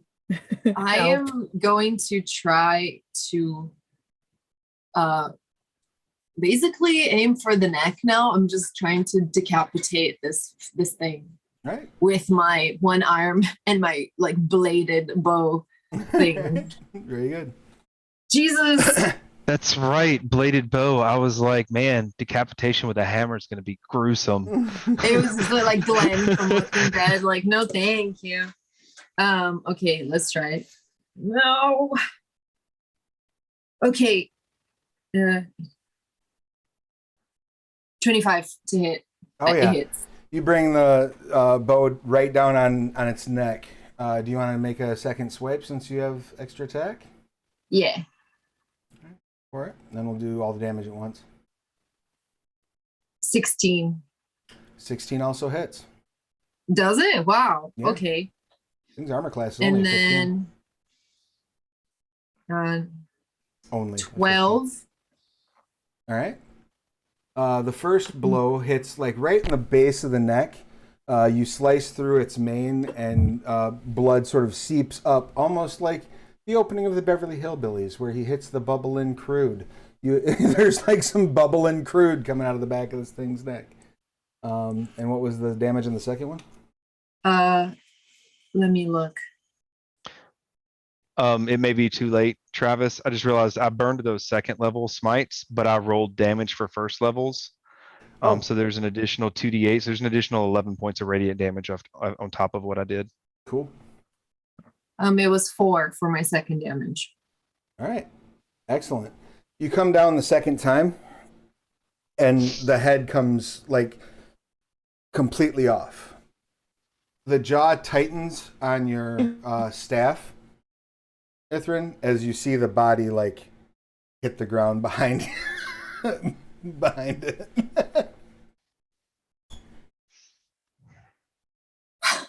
I feel like I'm shaking, holding the thing. Like, I was about to take like action surge and do it again. You know? Alacles is immediately on top of stool and turning and looking for anything else and making sure that the perimeter is clear. The elves And are that- coming for us. Go ahead and roll perception, Alex. We did That's the a one natural thing they told us not to one. do. You don't see, like, you look around, and while you don't see anything specific, every movement of, like, leaf is, like, a potential source of death to you right now. Like, this entire place is just unsafe. I'm gonna walk over to Holland and just kind of hold a hand up, be like, may I What? fix you? Oh yes, please. Yes. And then Okay. I'll put my hand over one of the wounds, and let's go ahead and dump a solid 20 points of lay on hands in. Excellent. That gaping wound in your shoulder closes immediately. Thank you so much. The jaw lets go, and the head hits. I am going to get that horn to make a weapon.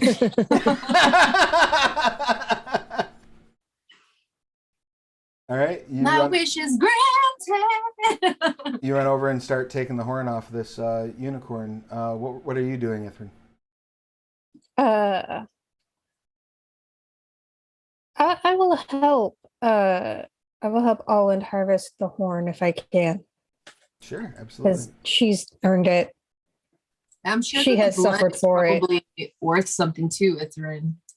So, do you intend to camp here, or are you going to move No. along now that this has happened? I feel We like need to get the fuck out. dead hornsaw corpse is not a great adornment for the center of our camp. Fair Yeah, enough. I am in Mhm. concurrence. I don't know what this thing would attract in the middle of the night. Mhm. You, And the elves specifically told us not to hurt anything in the forest. So we need to get as far away from here as possible. I would just like to point of order. You already hurt something in the forest before this encounter. So... I know, which is why we're looking at through this forest. We killed, like, we hurt the tree. Did we hurt the tree that like looked at Well, I killed a giant swarm of flesh stripping rats, Mm-hmm. which are hopefully Ooh. washing down the river, and the evidence is flowing away. You continue on your march. I want to try something before we leave. Sure. To try to, I don't know, hide what we've done, or maybe try to, I don't know. I'm going to cast protection from evil on the Hornsaw's corpse. Okay. I don't know what I even expect, but it's like having said it out loud and then waited a second, I looked at me like, I don't know what this corpse might attract, and then kind of thinking on that for a minute. It only lasts for 10 minutes, but I'm, I guess, hoping for some sort of like maybe longer lasting residual effect that might help mask what happened. I don't know. You No. cast it and hope for the best. Yeah, and that's all I got. Start hitting the road. This will constitute effectively a forced march, so I do need everyone to make a Constitution saving throw for me, please. Jesus. +3 for being with me. Yeah, there you go. Oh, that's good. Oh, good. I'm gonna need it. I rolled Uh, 12, so that brings me up to 15. I rolled a 9, so with Hilalacleve's bonus, that brings it to a 12 for me. I'm Excellent. only a 12, and this is supposed to be a thing I'm good at. So All right. Oh, so I feel none so- of you Yeah. gain exhaustion from the forced march.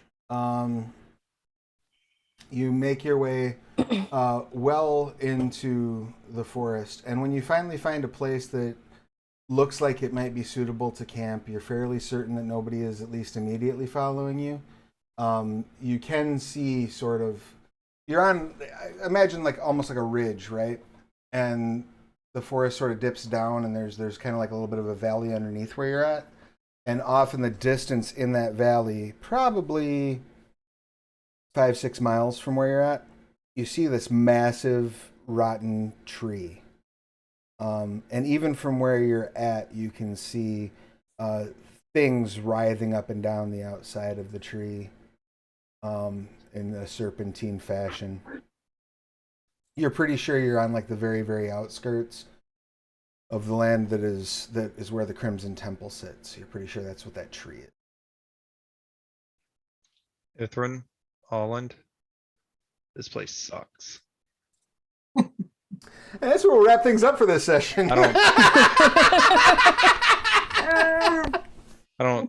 don't know if I've properly communicated just how much I hate this forest.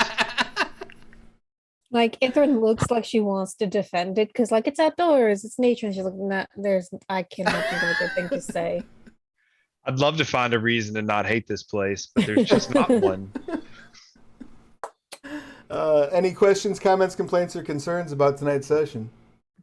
No, this was fun. No. Jeez. I'm glad we survived that. I'm glad you survived it too. And I had to. Oh, what kind of mark did he have on his hindquarters? Oh, What's his beauty mark? oh. I don't know, like an axe probably would be his beauty mark. I'm about it. Yeah, like a pole How arm. many XP do we get from killing this thing? We're not tracking XP in this game, are we? So we level up. Cool. No, you absolutely do not level up. But I would like to thank you very much for joining. If you've been watching tonight and you've enjoyed what you've seen about the Hornsaw Forest, if you'd like your players to hate this place as much as mine do, head over to BackerKit and pre-order Dead Man's Rust. You can actually get the manuscript once you pre-order. It's usually within about 24 to 48 hours, and you can start incorporating some of this stuff into your campaign right now. I want to thank my players, and we've had, like, today has just been like a weird day. As you notice, we have a slightly smaller cast than normal, and one of our cast members started feeling ill midstream. So thanks to the players for being flexible and rolling with those punches and being willing to divide the party and make this extra fun for all parties concerned. And before we run off, I do want to give everybody a chance to go ahead and tell us who you are, what you do, who you're playing, your pronouns, their pronouns, and anything you'd like to promote. And we'll start things off this go around with Milena, if you don't mind. Cool. Hi guys, I'm Milena, she, her. I'm playing Alland, who was also she, her. I am looking forward to getting out of this hell forest as soon as possible. In real life, I am an artist, illustrator, and teacher in Illinois. And you can find my stuff at Milena Deneno everywhere. And I do have a Patreon also where I upload freebies and wallpapers and things like that. So check it out. Awesome. Next up, Ithrin, please give us your pertinence. Hello, my name is Rachel. I have been playing Ithrin. We are both she, her. You can find me on the internet pretty much everywhere as Stolen Fires. And tomorrow I'm going to be playing A Tale of Harrowed Bone, a Changeling the Lost 3-shot over at Vorpal Tales. It should be fun. I'm looking forward to it. And then on Friday, I'm also going to be back over at Vorpal Tales running Call of Cthulhu, The Masks of Nyarlathotep. Also looking forward to that. And at some point, I will be streaming on my personal channel again. So follow my Twitter to find out when that's going to be. Rock and roll. And last but most certainly not least, Alacles, please give us your pertinent details. Hey, I'm James, he, him. I play Iolocles, the paladin of Corion, who's a he, him, they, them, who knows? Ghost people. And in real life, I am a cloud infrastructure architect and work on the Amazon Web Services platform. And I don't really have any social media. So. All right, fair enough. Rock and roll. Well, thank you again for being here. I appreciate you coming and joining us and your support and helping us make Dead Man's Rest happen. I hope you've enjoyed your first taste of the Hornsaw Forest. And just so that I'm 100% clear, everybody that's here, this is the first time you've ever actually set foot in the Hornsaw in a game. Is that correct? Mm-hmm. Excellent. Well, welcome to the Hornsaw Forest. It's like a vacation in Bali, man. Jesus. Nah. So if you're watching now, please. Oh, I guess I should probably do my stuff, huh? I'm Travis Legge. Yeah. I'm the game master here. When I'm not doing that, I game master other things on this channel. The next time you'll see me here will be Saturday at 6 p.m. Eastern. I'll be here for Story Path Showcase, playing Dystopia Rising Evolution, which is a great time. I highly recommend you check it out. Then we'll be back here for more Scarred Lands in 2 weeks' time. You can find me everywhere on the internet at Travis Legge. And guess the last thing I would say is the FDA just approved the shot for kids 5 to 12. So go get your curtain climbers vaccinated, please. And yourself and your grandparents, anyone else that you might know, just drag them, force them, get vaxes. Everyone, please. Pretty please with sugar on top. Get your boosters, get your flu shots. Take care of yourselves and each other, all that good stuff. And we will be back here soon. Hang out. We're going to shoot a raid over to Dork Tales. So thank you, everybody. Bye. Bye. Bye. Forgive me for being slow. I'm doing my own tag.